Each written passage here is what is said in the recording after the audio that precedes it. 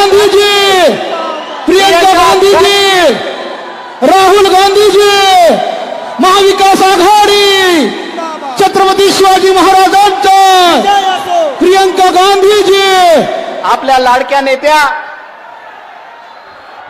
अखिल भारतीय काँग्रेस समितीच्या महासचिव आणि ज्यांना प्रतिनिधी म्हणून संपूर्ण देश पाहतो त्या प्रियंका गांधी यांचं या ठिकाणी आगमन झालेलं आहे। मी आता स्वागताच्या कार्यक्रमाला सुरुवात करत आहे।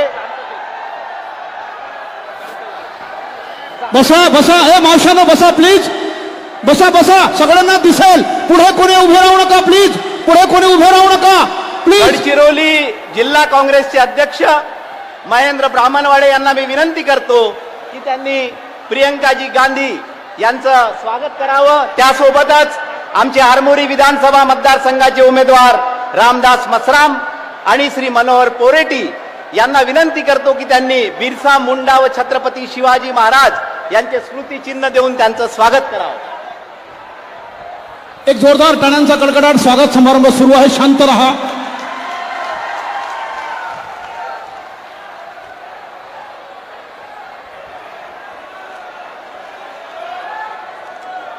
या ठिकाणी महाराष्ट्र प्रदेश काँग्रेसचे अध्यक्ष श्री नाना पटोलेजी, अखिल भारतीय काँग्रेस समितीचे कार्यकारी सदस्य आणि महाराष्ट्राचे प्रभारी की आंधी प्रियंका गांधी, देश की आंधी प्रियंका गांधी, देश की आंधी प्रियंका गांधी। सन्माननीय बहुजनांचं नेतृत्व करण्यासाठी आगामी लोकसभेमध्ये जाणाऱ्या आपल्या भावी खासदार श्रीमती प्रियंका गांधी यांचं या ठिकाणी मार्गदर्शन होणार आहे। जोरदार टाळ्याने आपण या ठिकाणी प्रियंका गांधी यांचं स्वागत करायचं आहे। आदरणीय प्रियंका गांधी आपल्याला मार्गदर्शन करतील अशी मी त्यांना विनंती करतो। जय सेवा, जय सेवा, जय भीम, जय शिवराय और जय बिरसा। रमेश चैनीताला जी, श्री भूपेश बघेल जी, श्री नाना पटोले जी, श्री विजय वडेटीवार जी, श्री किरसान साहिब जी, श्री राजेंद्र गवाई जी, श्री महेंद्र भ्रमणवाड़े जी, श्री सुरेंद्र चंदेल जी, श्री अतुल गानियार पवार जी, महाविकास आघाड़ी के सभी प्रत्याशी श्री मनोहर पोरेटी जी, श्री रामदास मासरम जी, आप सबका और मेरे बहनों, मेरी बहनों, मेरे भाइयों, आप सबका भी इस मीटिंग में बहुत बहुत स्वागत। मेरी बहनें वहां से मुस्कुरा रही हैं, बहुत समय से इंतजार कर रही हैं, वहां धूप भी है। ज्यादा कष्ट नहीं दूंगी, लेकिन आपके काम की बात ही करूंगी।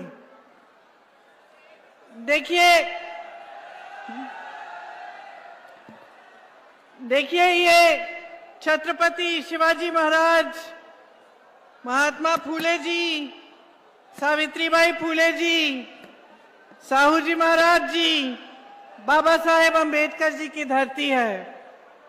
महान धरती है ये बिरसा मुंडा जी की, टंटिया मामा, राघोजी भागरे, गुलाम महाराज जी की, उनके संघर्ष की, उनके सिद्धांतों की धरती है।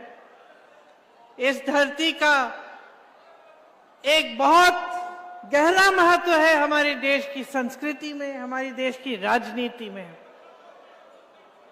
और हमारे देश की एक तरह से हमारे देश की आत्मा में।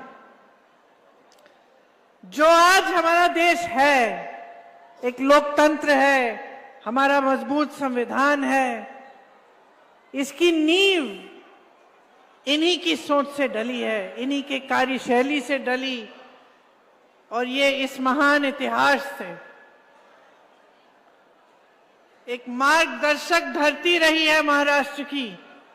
राजा विक्रमादित्य शाह गोंड जी, रानी दुर्गावती बाई जी, बापूराव शेडमाके जी, पूर्व सीएम मारोतराव कन्नमवार जी, श्री वसंतराव नायक जी, सुधाकर राव नायक जी, इन सब की कर्मभूमि है। मैं जब अपना भाषण तैयार कर रही थी, मैं सोच रही थी कि इतने सारे महापुरुष हैं, इतनी महान महिलाएं आपके प्रदेश की गिनती भी नहीं हो सकती उनकी। और अगर सबके नाम पढ़ती तो मैं कम से कम 5 मिनट के लिए सिर्फ उन महापुरुषों के नाम पढ़ती जिन्होंने हमारी आजादी में की लड़ाई में भूमिका दी, जिनकी लड़ाई से, जिनके संघर्ष से आज हम आजाद हैं। तो ये आपकी धरती है, इसने मार्गदर्शन दिया है पूरे देश को, हमेशा नींव डाली है देश के संविधान की। धार्मिक कट्टरता के विरोध विचारधारा की धरती है। समानता, एकजुटता यहीं से उभरी है। आप सब जानते हैं कि यहाँ के संतों ने हमेशा एकजुटता की बात की, और हमारे देश की जो राजनीति है वह भी उसी एकजुटता पर ही बनी है कि ये देश एक रहेगा तभी हम अच्छी तरह से आगे बढ़ पाएंगे। कभी भेदभाव नहीं हुआ, कभी सरकारों ने ये नहीं कहा कि भाई हम सिर्फ एक प्रदेश का विकास करेंगे या सिर्फ एक इलाके का विकास करेंगे, क्योंकि जितने भी नेता रहे उन सब नेताओं ने हमेशा सोचा कि जो हमारा संविधान है उसने जो शक्ति दी है जन जन को, उस जन जन का प्रतिनिधित्व पूरे देश भर में होना चाहिए। तो बड़े बड़े उद्योग बने, पंडित नेहरू जी ने लगवाए, इंदिरा जी ने लगवाए, उसके बाद भी लगे। तो सिर्फ एक प्रदेश में नहीं, पूरे देश भर में लगे। बड़ी बड़ी संस्थाएं, एम्स जैसे बड़े अस्पताल, IIM, IIT, बड़ी नहरें, बड़े बांध पूरे देश भर में लगे। आज स्थिति क्या है कि भेदभाव हो रहा है महाराष्ट्र के साथ। जो यहां पे इंडस्ट्रीज लगनी थी, जो बड़े बड़े उद्योग लगने थे, वो आस्ते आस्ते यहां से बाहर जा रहे हैं। आपने देखा होगा कि यहां से इन्होंने बड़ी बड़ी कंपनियां, सेमीकंडक्टर का प्रोजेक्ट महाराष्ट्र में आ रहा था, वो चले गया गुजरात। एयरबस का प्रोजेक्ट महाराष्ट्र में आ रहा था, वो भी गुजरात चले गया। सैफरन प्रोजेक्ट आ रहा था, वो भी गुजरात चले गया। बल्क ड्रग पार्क प्रोजेक्ट, वो भी प्रदेश से बाहर चले गया। तो जितने रोजगार बनने थे, जितनी इंडस्ट्री आनी थी, वो आस्ते आस्ते महाराष्ट्र से बाहर चली जा रही है। लगभग 10 लाख करोड़ का निवेश यहां से हटा है। 8 लाख नौकरियां महाराष्ट्र से बाहर चली गई हैं। 6000 से ज्यादा कंपनियां बंद हो चुकी हैं। ये आज महाराष्ट्र की स्थिति है। बड़े बड़े नेता आते हैं भाजपा के, शिवाजी महाराज जी का नाम लेते हैं, बातें बहुत बड़ी बड़ी करते हैं, साथ साथ शिवाजी महाराज जी का अपमान भी हो रहा है। उनकी प्रतिमा का शिलान्यास 7 साल पहले मोदी जी ने लगवाया। किसी ने पूछा क्या हुआ? वो प्रतिमा बनी ही नहीं। आस्ते आस्ते उसका काम बंद किया गया, उसका निर्माण ही बंद हो गया। संसद के बाहर उनकी प्रतिमा थी, वो हटाई गई। सिंधुदुर्ग की जो प्रतिमा बनी, उसकी हालत देखिए, दह गई। इतना भ्रष्टाचार था कि उसके बनाने में भी भ्रष्टाचार किया। लेकिन हां, मंच पर नाम जरूर लेंगे। असली सम्मान नहीं है, इनकी बातों में गहराई नहीं है, सिर्फ नारेबाजी है। बड़े बड़े नारे देते हैं। एक है तो सेफ है। सेफ अंग्रेजी का शब्द है, इसके 2 मायने होते हैं अंग्रेजी में। एक तो होता है सेफ, जो सुरक्षित होता है। दूसरा होता है सेफ, जो तिजोरी होती है। और पूरा देश जानता है मोदी जी कि आपके राज में एक ही सेफ है, अडानी जी। और वही अडानी जी आपकी तिजोरी भी रखते हैं। इनके राज में ना किसान सुरक्षित है, ना मजदूर सुरक्षित है, ना मेरी बहनें सुरक्षित हैं, ना यहाँ के उद्योग सुरक्षित हैं। क्या सुरक्षित है? सिर्फ खोखले नारे देते हैं, चुनाव के समय आ जाते हैं, बड़ी बड़ी बातें करते हैं, चुनाव के बाद कुछ होता नहीं है। दूसरी तरफ आप कांग्रेस की सरकारों को देखिए, जहां जहां कांग्रेस की सरकार बनी हमने गारंटी दी, हमने कहा चुनाव के बाद हम इन गारंटियों को आपको गारंटी देते हैं, हम ये चीजें करेंगे। आप कर्नाटका में फोन लगाइए, तेलंगाना में फोन लगाइए, हिमाचल में पूछिए, जो गारंटी हमने दी वो चुनाव के एक दिन बाद से लागू होनी शुरू हुई। यहां छत्तीसगढ़ के पूर्व मुख्यमंत्री जी बैठे हैं, बघेल जी से पूछिए, जब इनकी सरकार बनी थी तो कांग्रेस ने ये कहा था कि किसानों के कर्ज माफ करेंगे। बघेल जी, सच है कि नहीं कि 24 घंटों के अंदर अंदर आपने किसानों के कर्ज माफ करना शुरू किया? 24 घंटों के अंदर अंदर। तो जो हम कह रहे हैं वो एक जमीनी बात है, वो सच्चाई की बात है। हम कहते हैं कि हम कुछ करके दिखाएंगे, तो चुनाव के बाद जैसे ही सरकार बनती है वो काम शुरू हो जाता है। उसके विपरीत भाजपा की विचारधारा है, भाजपा की सोच है।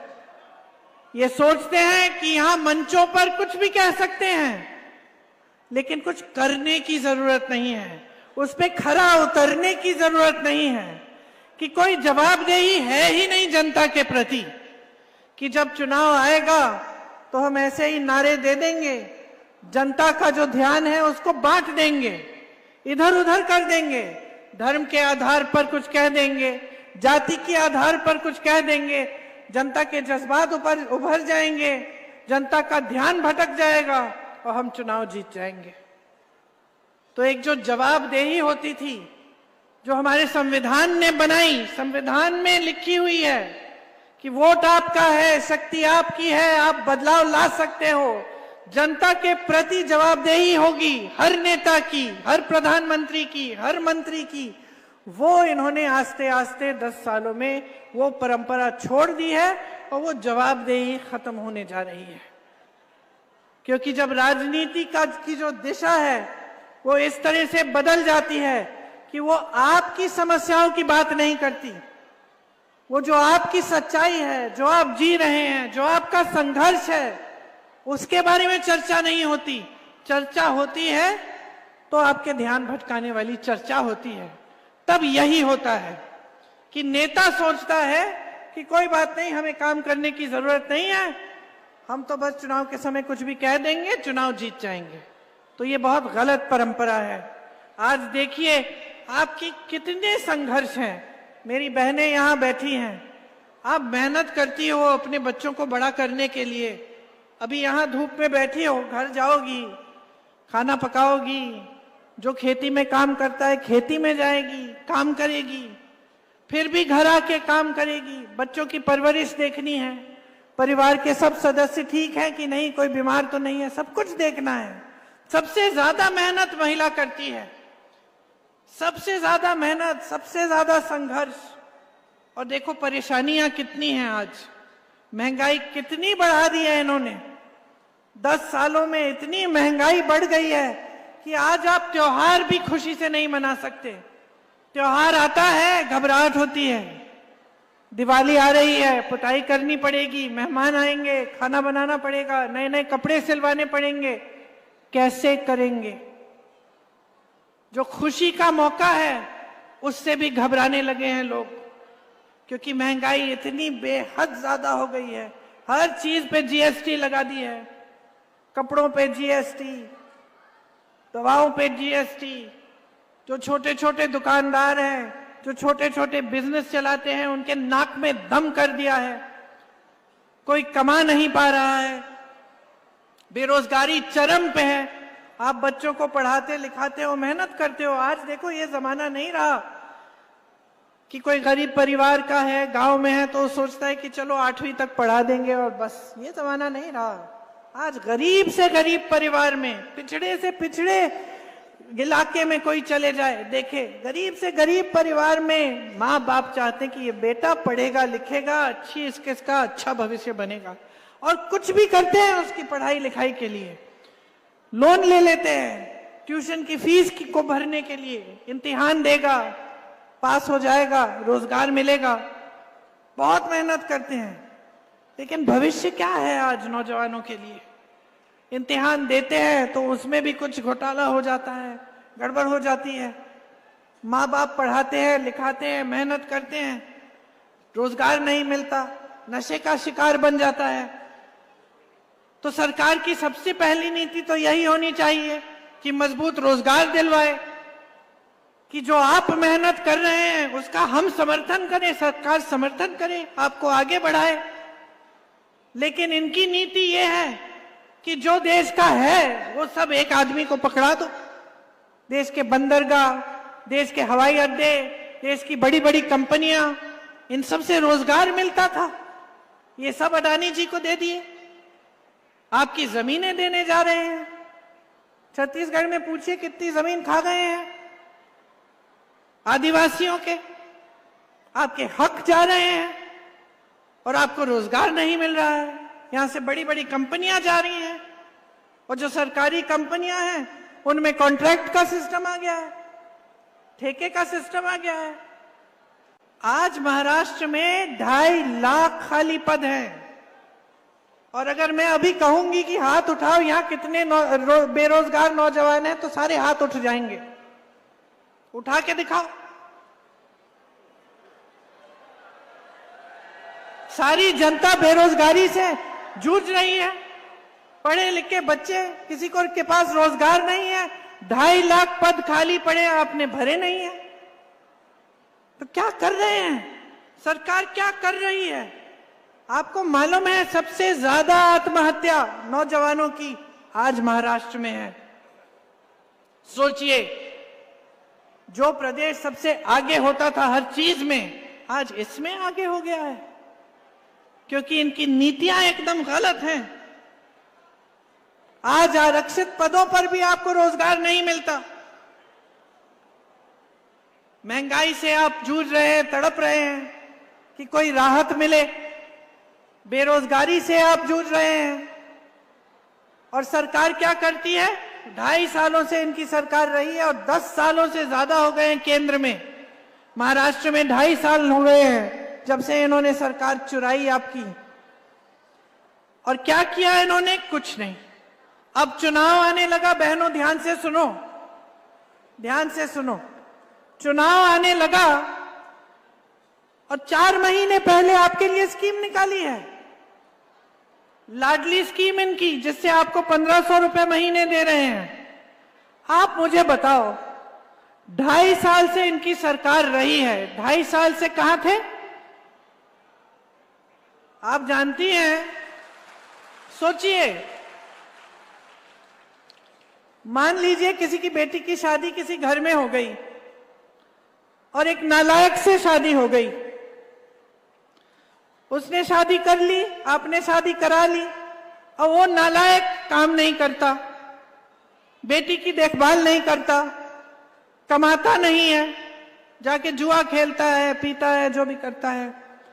एक दिन आ गया कि वो घर आया, बड़े प्यार से बातें करने लग गया आपकी बेटी से, और अच्छी अच्छी बातें कर रहा है कि मैं ये खरीद के दूंगा, वो खरीद के दूंगा। तो आप क्या कहेंगी?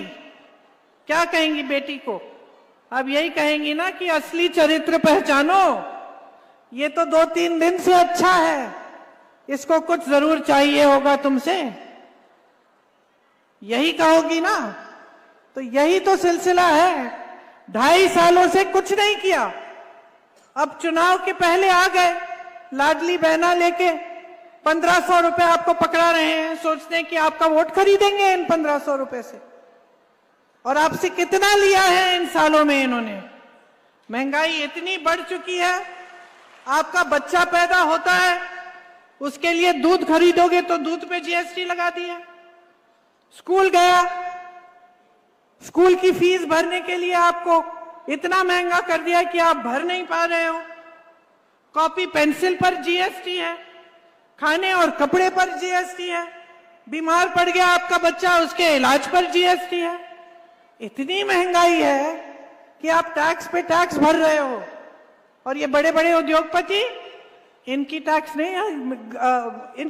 आगे नहीं बढ़ी है, आप पे टैक्स डालते रहते हैं। इनकी टैक्स वही की वही है जहां पहले थी, उसको नहीं बढ़ाया है किसी ने।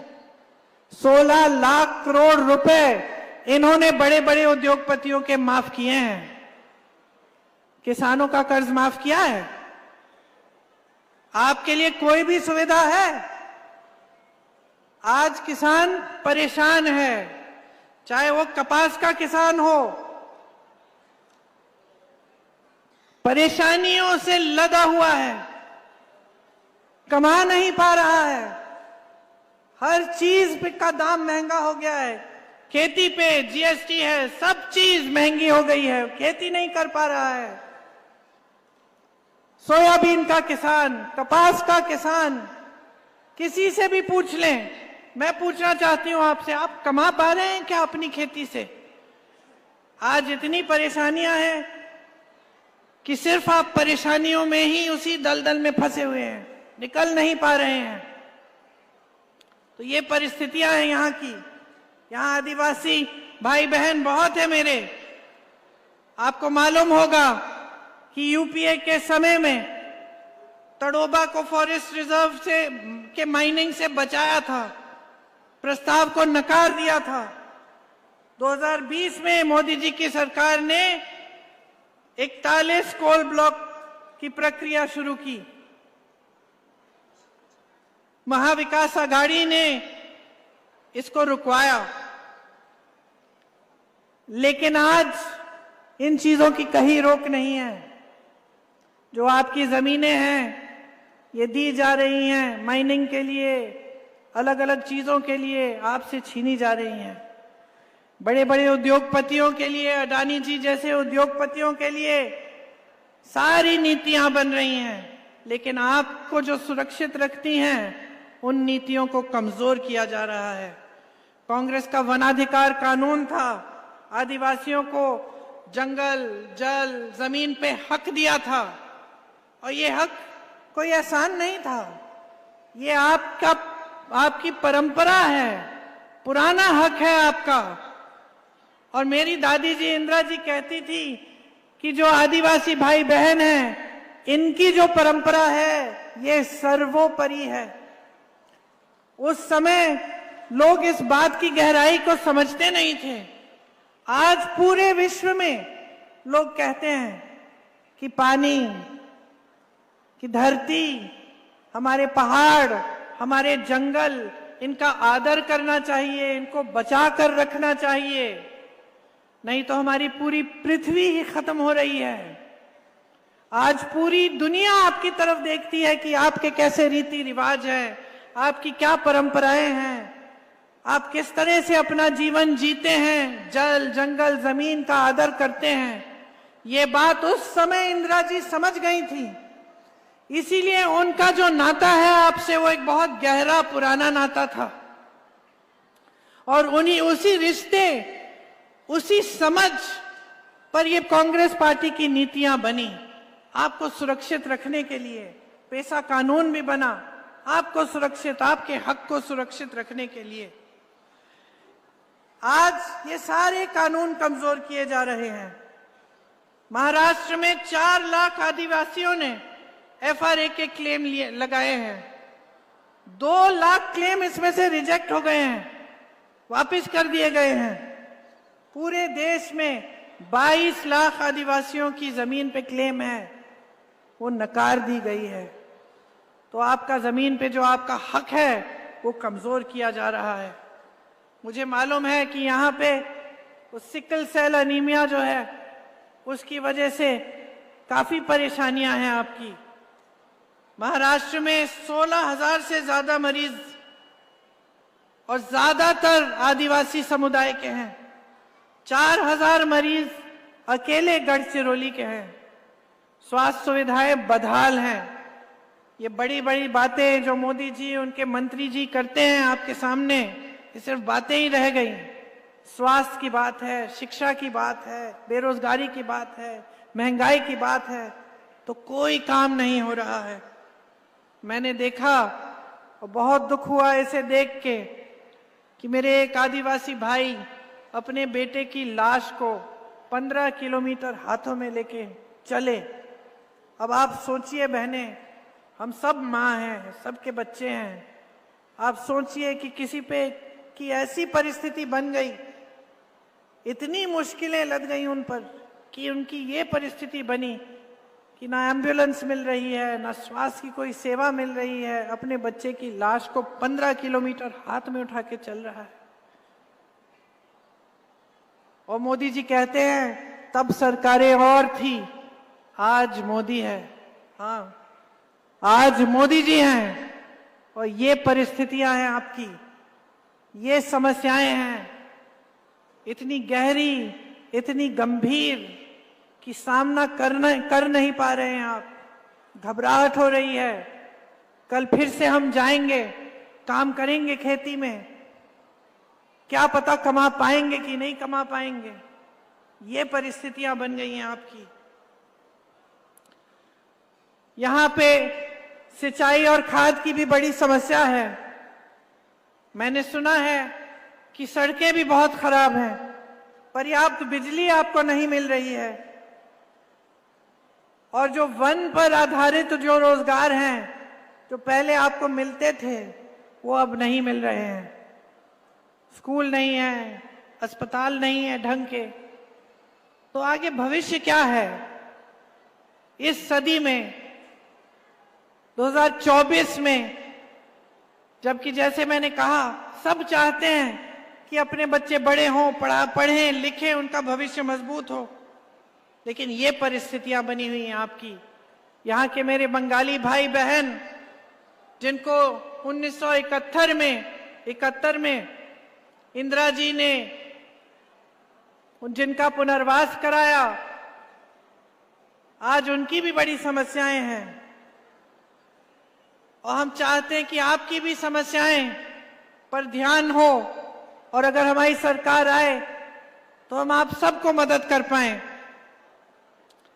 मैंने किसानों का जिक्र किया था, आपको याद होगा कि कपास का रेट कितना होता था कांग्रेस के समय में, 8,000 रुपए मिलते थे, अभी 6,000 रुपए हैं। कपास का आयात करके आपके कपास का दाम घटाया है। ये हैं इनकी नीतियां। 10 सालों से सोयाबीन का रेट का जो दाम है वो बढ़ा नहीं है। कांग्रेस के समय में 7,000 8,000 रुपए होता था, आज 4,100 रुपए है। तो आप ही सोचिए कि आगे बढ़ने के बजाय आप पीछे हट रहे हैं। किसानों की कमाई बढ़नी चाहिए समय के साथ, वो घटती चली जा रही है। प्याज का निर्यात बैन कर दिया, बैन हटाया क्योंकि आप लोगों ने कहा कि ये ठीक नहीं है, बैन हटाया, एक्सपोर्ट ड्यूटी लगा दी, 50 लाख टन फसल बर्बाद हुआ। दूध के उत्पादक जो किसान हैं उनको सही दाम नहीं मिलता। संतरे के निर्यात पर ड्यूटी बढ़ा दी। खेती का सामान सब महंगा हो गया है, आज हर चीज पे जीएसटी है। तो आप बताइए आगे कैसे बढ़ेंगे। मेरे भाई राहुल गांधी जी ने एक यात्रा की, न्याय यात्रा थी। उन्होंने कहा कि देश के हर एक इंसान के लिए न्याय होना चाहिए। कश्मीर से कन्याकुमारी से कश्मीर तक यात्रा की, मणिपुर से मुंबई तक यात्रा की, और यही कहते गए कि हमें न्याय दिलवाना है जनता को, कि जाति जनगणना होनी चाहिए जिससे देश में पता चले कि सबकी क्या संख्या है और आरक्षण सही ढंग से दिए जाए। उन्होंने कहा कि आरक्षण पर जो 50% सीमा है वो हटनी चाहिए। हर रोज कह रहे हैं, देश के एक कोने से दूसरे कोने तक यात्रा करते हैं इसको कहने के लिए। और मोदी जी क्या कहते हैं? कहते हैं कि राहुल जी आरक्षण के खिलाफ हैं। आप सोचिए कितना बड़ा झूठ कह देते हैं आपके सामने। सोचते हैं कि आप देख नहीं रहे हैं कि कौन लड़ रहा है इस आरक्षण की 50% सीमा हटाने के लिए, कौन लड़ रहा है जाति जनगणना के लिए। मैं मोदी जी को चुनौती देती हूं कि मंच पे खड़े होकर एक बार कह दें कि जाति जनगणना करेंगे। एक बार कह दें कि ये जो 50% की सीमा है आरक्षण की वो हटा देंगे। हिम्मत करें। मेरे भाई का एक मंत्र है, डरो मत। मोदी जी डरिए मत, हिम्मत करिए, कह दीजिए कि आपकी सच्चाई क्या है, कि आप डरते हैं इस बात से कि आपने देखा कि जाति जनगणना के लिए कितना समर्थन था इस देश में कि आप चुनाव हारते हारते निकल आए, डर गए, इसीलिए आज आप ये बातें कर रहे हैं। वरना 10 सालों में आपने क्या किया है इसके बारे में देखिए। बहनों और भाइयों, बहुत समय हो गया है कि ये जो झूठी राजनीति है इसकी परंपरा चल रही है देश में। 11 सालों से आप देख रहे हैं, लगभग 11 साल होने वाले हैं, और 2.5 सालों से आपने यहां महाराष्ट्र में देखा, जो अपने आप को कहते हैं कि वो पाक हैं, कि भ्रष्ट नहीं है और सारी दुनिया भ्रष्ट है। उन्होंने क्या किया? उन्होंने आपकी बनी बनाई सरकार चुराई। आपने सरकार चुनी थी, अपने वोट की शक्ति से सरकार बनी थी, और मोदी जी और उनके लोगों ने घूस दे देकर, हजारों करोड़ रुपए दे देकर वो सरकार हटाई, सरकार बदली और एक नई सरकार बनाई। और आज सारी बातें बाहर निकल रही हैं कि उन चर्चाओं में भी अडानी जी बैठे थे। तो ये सरकारें बन किस लिए रही हैं? ये आपकी भलाई के लिए बन रही हैं कि इनके बिजनेस की भलाई के लिए बन रहे हैं? ये आपकी भलाई और आपके भविष्य के लिए बन रही हैं, या खुद ये नेता अपने भविष्य को सुरक्षित रखने के लिए, सत्ता अपने हाथों में रखने के लिए, अपनी कुर्सियों के लिए बना रहे हैं? गहराई से सोचिए। आज एक चुनाव फिर से आपके सामने है, और मैं सिर्फ आपको एक चीज कहना चाहती हूं, खास तौर से अपनी बहनों को, कि देखो, अपने बारे में सोचो। नेता आपके सामने आएगा, मंच पे कुछ भी कह देगा। आजकल जमाना ये है, आजकल जमाना ये है कि ये जो मीडिया है हमारे सामने, इनको भी खरीदा जा सकता है। बड़े बड़े उद्योगपतियों की मीडिया है, आपको कुछ भी कहा जा सकता है। आप सिर्फ बातों के भरोसे मत चलिए। ये चुनाव आपकी जरूरतों पे लड़ा जाना चाहिए।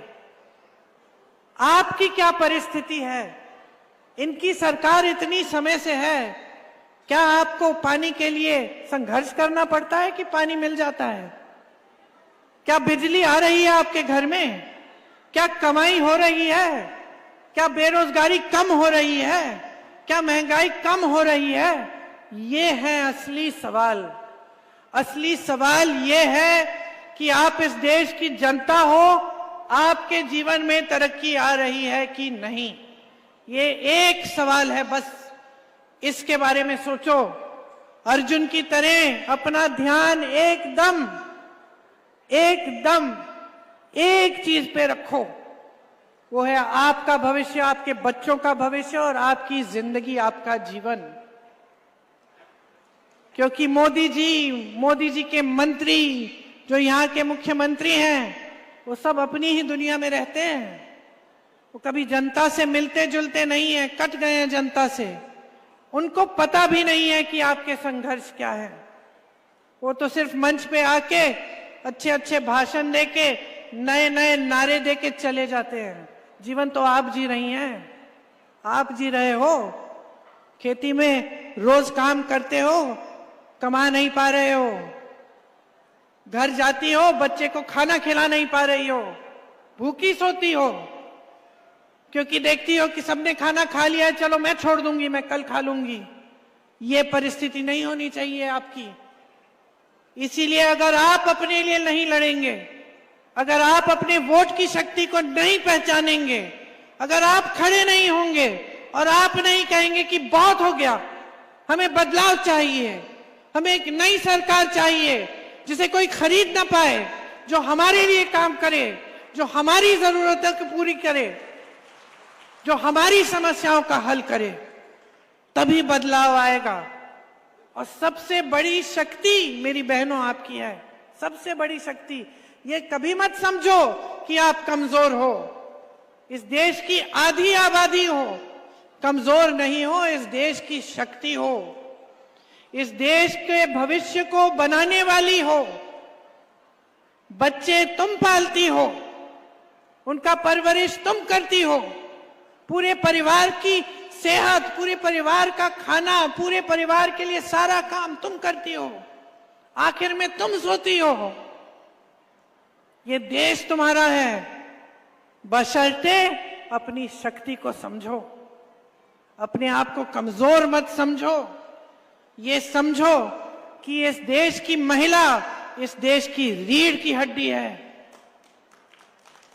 जिस दिन खड़ी हो जाओगी और किसी के बहकावे में नहीं आओगी, जिस दिन कोई आपको बोले कि चुनाव के पहले लो 1500 रुपए दो, और उसके बहकावे में नहीं आओगी और उसके आधार पर वोट नहीं डालोगे, लेकिन अपने आधार पर वोट डालोगे कि अपना जीवन क्या है, कि अपने बच्चों की क्या परिस्थिति है, उस दिन से आपके जीवन में बदलाव आएगा।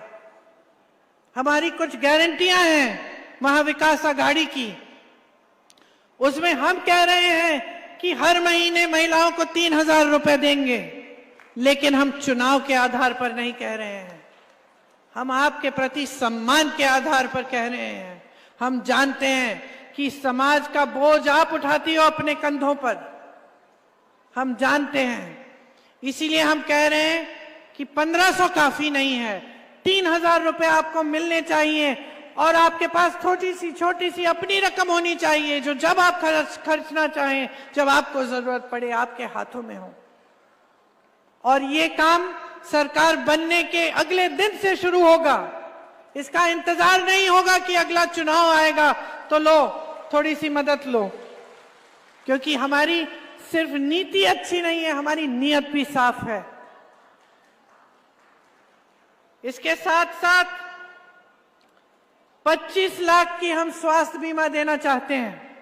राजस्थान में कांग्रेस की सरकार थी, 25 लाख का स्वास्थ्य बीमा वहां पे दिया गया, और मैं ऐसे लोगों से मिली जिनका कैंसर का ऑपरेशन, हार्ट का ऑपरेशन, बड़ी बड़ी जो बीमारियां थी, उनका पूरा इलाज मुफ्त में हुआ इस बीमा की वजह से। हम ये महाराष्ट्र में करना चाहते हैं ताकि जब कोई बीमार पड़े तो आपको घबराहट ना हो, आप जाने कि हाँ 25 लाख तक बीमा है, इलाज हो जाएगा। किसानों के लिए 3 लाख रुपए तक कर्ज माफ किया जाएगा। नियमित कर्ज चुकाने पर 50,000 रुपए का प्रोत्साहन मिलेगा। सोयाबीन का जो एमएसपी है, न्यूनतम समर्थन मूल्य, वो 7,000 रुपए प्रति क्विंटल होगा प्लस बोनस। कपास के लिए आपको सही दाम मिलेगा, और प्याज के लिए उचित दाम तय करने के लिए एक कमेटी बनाई जाएगी ताकि प्याज के लिए भी आपको उचित दाम मिले। यहाँ पे जो नौजवान हैं जिन्होंने हाथ उठाया कि बेरोजगार हैं, ये जो 2.5 लाख पद खाली हैं इनके राज्य में, इनको पूरा करने के लिए, इनको भरने का काम महाविकास आघाड़ी की सरकार करेगी। जो नौजवान बेरोजगार हैं उन्हें 4,000 रुपए प्रति माह बेरोजगारी भत्ता भी मिलेगा, ताकि जब तक नौकरी न मिल जाए तब तक कुछ सहूलियत हो, कुछ सहायता मिले। देखिए, मैंने स्पष्ट कहा काफी बार कि ये चुनाव आपकी समस्याओं के बारे में होना चाहिए। ये चुनाव जो है ये आपके सम्मान, आपके अधिकार, आपके विकास का चुनाव है। इसमें आप अपना वोट एकदम ध्यान से इस्तेमाल करिए, विवेक से इस्तेमाल करिए। मैंने कहा कि हम लोगों की बातों में मत पड़िए। मैंने कहा देख लीजिए कि दूसरे प्रदेशों में कांग्रेस की सरकार क्या कर रही है, क्या ऐसी गारंटियां पूरी हो रही हैं कि नहीं, तभी वोट दीजिए। तो मैं सिर्फ एक चीज कहने आई हूं आपसे, जागरूक बनिए, सतर्क बनिए, किसी के बहकावे में मत आइए। ये वोट जो है ये आपका भविष्य बनाएगा। सोच समझ के महाविकास आघाड़ी के जो उम्मीदवार हैं उनको भारी से भारी बहुमत से जिताएं, ताकि ये समस्याएं दूर होनी शुरू हो, ताकि आपके बच्चों का भविष्य मजबूत होना शुरू हो, ताकि ये जो बड़ी बड़ी समस्याएं हैं, बेरोजगारी, ये महंगाई, ये किसानों की जो समस्याएं हैं, ये दूर हो। ऐसी सरकार बने जिसकी नीति आपके लिए बने, किसी बड़े उद्योगपति की खाल बचाने के लिए नहीं, लेकिन आपके भविष्य को मजबूत बनाने के लिए बने। आपने बहुत शांति से और ध्यान से मेरी बातें सुनी, इसके लिए मैं धन्यवाद देती हूं। और मेरी आशा है कि चुनाव के दिन आप इन बातों को याद रखेंगे कि ये चुनाव आपका चुनाव है, संविधान का चुनाव है, इस देश का चुनाव है और आप इस देश के रखवाले हैं। जय हिंद। देश की आंधी,